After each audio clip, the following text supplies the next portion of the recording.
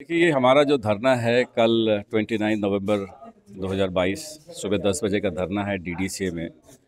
ये धरना है डीडीसीए को रिक्वेस्ट कर रहे हैं, हम मैनेजमेंट को रिक्वेस्ट कर रहे हैं कि जो एनुअल जनरल मीटिंग, जो वार्षिक सभा होती है कंपनी की, वो सुप्रीम कोर्ट के जजमेंट के तहत जो लोधा कमेटी की जजमेंट आई थी 30 सितंबर को ही करना था, लेकिन डीडीसीए ने 30 सितंबर को नहीं करा और उसको एक्सटेंड करते हुए आज ऑलमोस्ट नवंबर के हम अंत में हैं। और कंपनी कानून के तहत एक वायलेशन है ये, अगर आप 31 दिसंबर तक ना करें।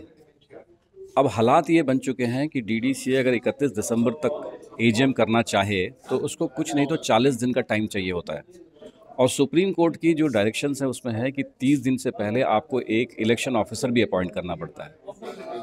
तो आज अगर हम 28 तारीख को, नवंबर की 28 तारीख में खड़े हैं, तो हालात आज ये बन चुके हैं कि ऐसा लगता है कि अब 31 दिसंबर तक भी एजीएम नहीं हो सकेगा। सर, ऐसा क्यों? आपको क्या लगता है अब क्या वजह है? इसके पीछे की जो वजह है, जो हम मेंबर्स को बताना चाहते हैं, हमारे हाथ कुछ ऐसे ईमेल्स लगे हैं जो डीडीसीए के जो इंटरनल डॉक्यूमेंट है, जो डीडीसीए के अपने ही बोर्ड ऑफ डायरेक्टर्स में आपस में ये ईमेल शेयर कर रहे हैं।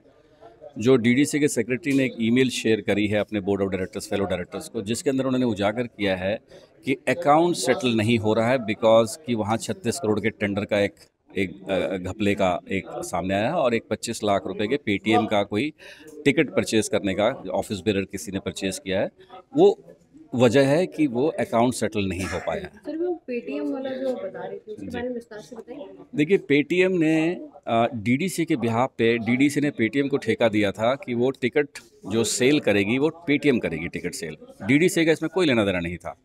ट्रांसपेरेंसी के लिए ये सुप्रीम कोर्ट की भी डायरेक्शंस हैं, इस वजह से था। लेकिन इसके बावजूद भी अब सामने जो मेल से उजागर होता है कि एक ऑफिस बेरर ने पेटीएम से 25 लाख रुपए के टिकट्स ले लिए ऑन बिहाफ ऑफ डीडीसी और उसकी पेमेंट नहीं करी। तो पेटीएम ने अब वो 25 लाख की पेमेंट मांगी हुई है। अब ये पेमेंट ना तो डीडीसी दे सकती है, ना तो वो ऑफिस बेरर दे सकते हैं। इसीलिए ये 25 लाख रुपए की वजह से अकाउंट सेटल नहीं हो रहा है। अकाउंट में ये 25 लाख का ब्यौरा कैसे दिया जाएगा? ये बात सेक्रेटरी के ईमेल से बिल्कुल सामने उजागर है। यही रीज़न है। जो टिकट थी जो पेटीएम पे उपलब्ध थी, तो वो तो दर्शकों के लिए थी, दर्शक, वहाँ से खरीदी। बिल्कुल। और जब उसके अलावा किसी डीडीसीए के मेंबर ने वो सारी टिकटें खरीद ली, तो ये एक फ्रॉड की कैटेगरी में आता है। बिल्कुल आता है। इसीलिए सेक्रेटरी ने मेल लिखा कि भाई अकाउंट्स बताए, कि ये अकाउंट्स इसको क्लियर करे कि भाई इसके पीछे का सच जानने के लिए, जहां उनको भी सपोर्ट नहीं मिल रहा है। सर, अगर जो एनुअल जनरल मीटिंग है, अगर वो 31 को भी नहीं होती है, तो क्या एक्शंस हो सकते हैं डीडीसी? तो देखिए, ये बहुत बड़ा एक डिफ़ॉल्ट हो जाएगा, कानून का डिफ़ॉल्ट, कंपनी एक्ट में जो कानून का डिफ़ॉल्ट है, इस डिफ़ॉल्ट के तहत डीडीसी को, मतलब सुप्रीम कोर्ट की जजमेंट की कंटेम्प्ट ही नहीं, जो हमारे लोकपाल है Shrimati Indu Malhotra, retired supreme court जज, उन्होंने 21 नवंबर को भी एक ऑर्डर पास किया हुआ है कि आप एजीएम करें, उनका भी कंटेम्प्ट होगा।